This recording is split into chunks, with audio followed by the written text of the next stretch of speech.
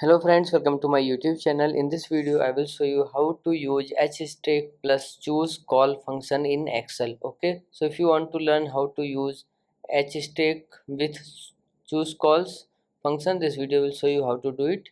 Here I have a table. Okay, this is my sales table, my employees name, this is the name of my employees, this is January sale, this is February sale, this is March sale, and this is April sale. Now I want to compare January sale and March sale and February sale and April sale.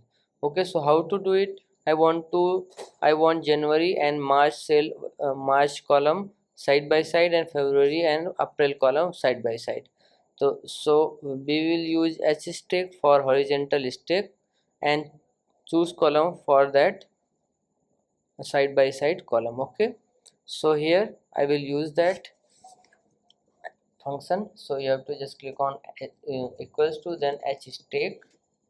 Okay, then choose calls. Now it will ask for array. Okay, so we will just choose the whole array. Okay, comma. Now it will ask for call number. Call number means column number. So we want to include one first column. Okay, we want to include which column?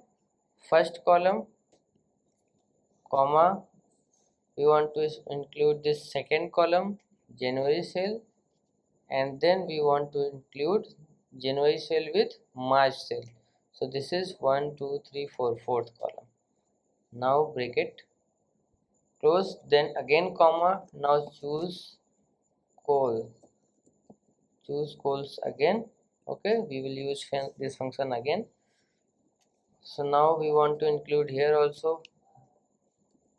First it will ask for array, so you have to choose the array or whole table. Then we want to include first column, then February and April. So February is third column, April is fifth column.